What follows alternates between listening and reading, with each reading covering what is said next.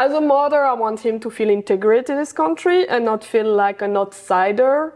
And I know at some point he will need to fight for himself and see what's his place and his identity.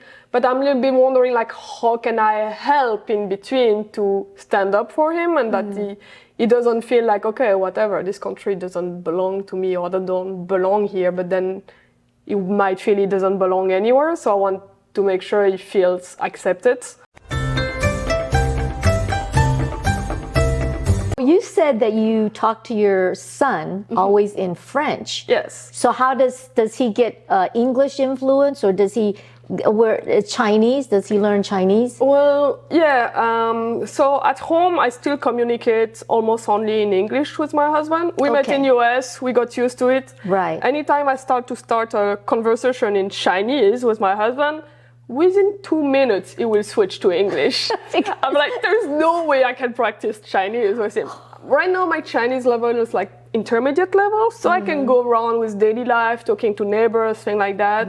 My husband, even though I told him from the beginning, hey, it would be nice if you speak Taiwanese only with our son, because he only speaks Taiwanese with his parents. Okay, so Taiwanese, not Mandarin. Yeah. I wanted that because I was like, oh, the community language is Mandarin anyway, so he will learn Mandarin when he go at school or whatever. But my husband never started speaking Taiwanese to him. I guess my husband brain just think, oh, this baby come from my wife's belly. I speak English to my wife. So he speak only English to our son, which maybe is not a bad thing. So now usually at home, Edwin will speak French to me. If I ask him to say, hey, ask to your dad about it, I say that in French. Yes. Then he will just go ask in English to my husband or whatever. And when he was 18 months, he started going part-time to a nanny who just live across the building of us, so very easy. And she speaks Chinese and, well, Mandarin and some Taiwanese to him. So now he just speaks fluently in French, well, as fluent as a 2.5 years old can speak, of course, but French, English, and Mandarin. And he knows some Taiwanese. I think he understands more than he's speaking.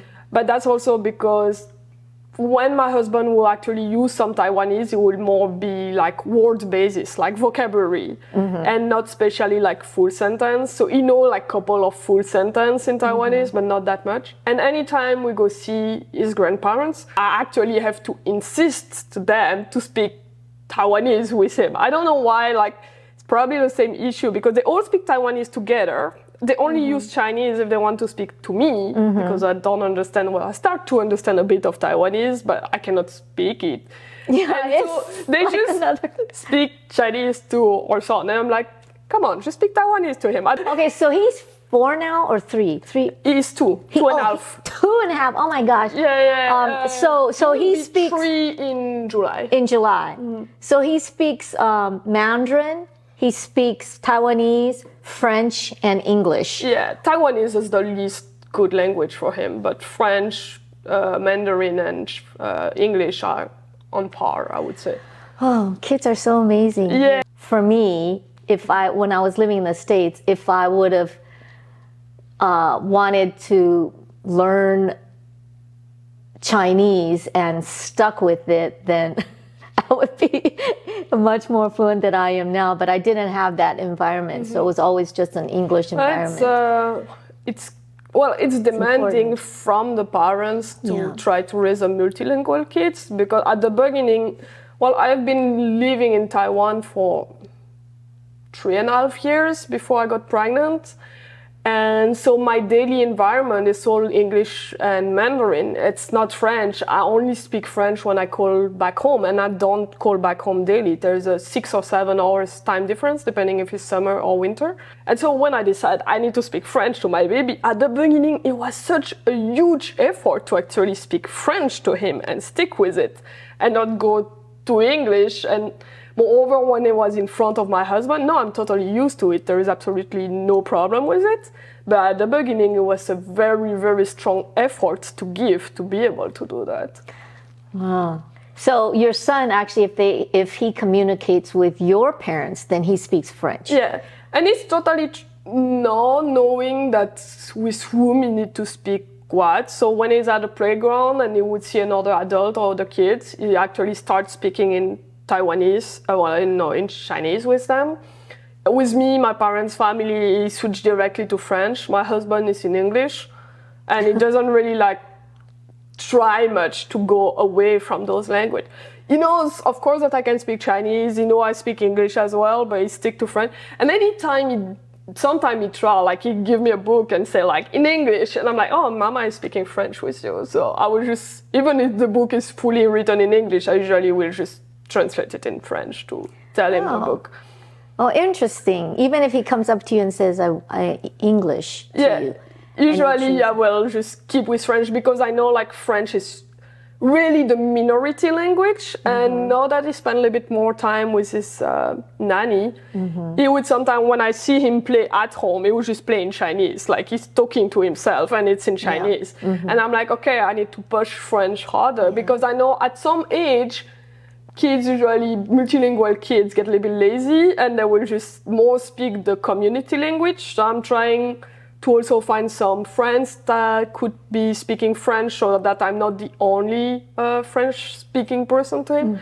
And when he watch TV, the shows he watch is either we put it in French from Netflix, either if there is no French, it would be English, but I don't let him watch anything in Mandarin at home because I know if we give him too much Mandarin, then Mandarin will just take over the two other languages, and at some point it will stop. And also when he gets to school, he will still have English class, so English is still easy to get by, but French in Taiwan is just a hard thing to do.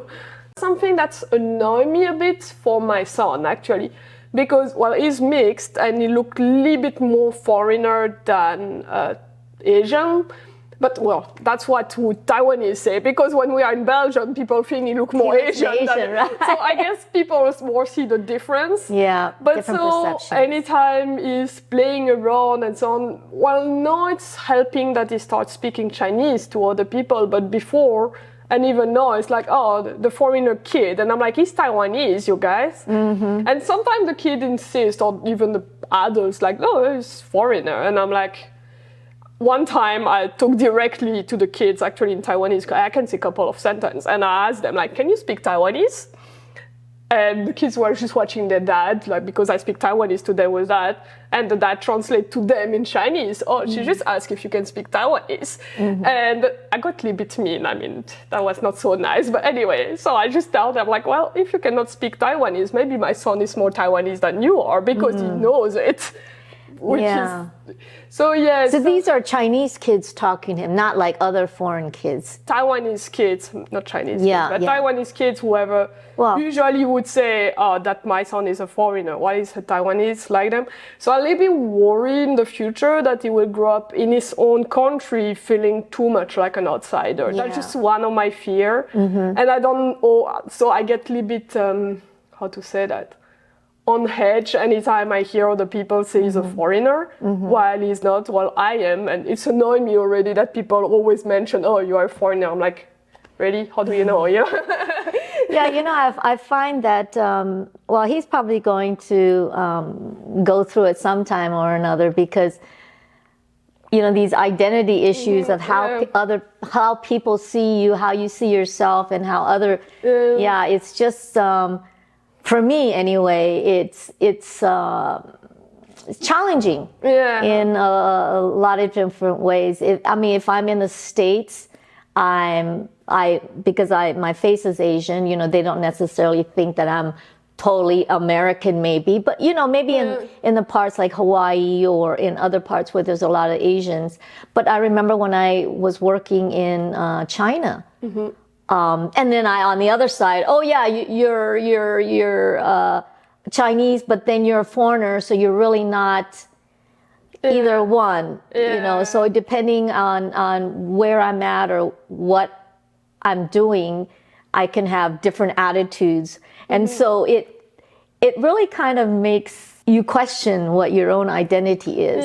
So in terms of your son, I would say it's good to defend, I guess, if you want to say that he's not a foreign child, that he's actually a local child. But, really, I had to come to terms with the fact that I'm not this or that. I am both. Yeah, you 100% know? And both. so, yeah, Actually, exactly. So, like less when people say, oh, I'm 50% that and 50% that. And I'm like, well, no, actually you're 100% both, but anyway. It's interesting though, because when kids say that to him, are you taking it as in they're laughing at him or looking down at him, or why do you get so I don't offended? know. They don't especially look down, but they will try like to speak English to him, even though they don't know any English or very little or whatever. As a mother, I want him to feel integrated in this country and not feel like an outsider. And I know at some point he will need to fight for himself and see what's his place and his identity. But I'm a little bit wondering, like, how can I help in between to stand up for him and that he doesn't feel like, okay, whatever, this country doesn't belong to me or I don't belong here, but then he might feel he doesn't belong anywhere. So I want to make sure he feels accepted. And so, yeah, that's a little bit like the trigger, like how... Yeah. I don't know, like, if he was alone with my husband, it would be as much like you are a foreigner as... Because obviously I don't look Taiwanese, so maybe if it's not with me, it's less a case, but I have no way to really know. If you enjoyed this conversation, please like, share, and subscribe.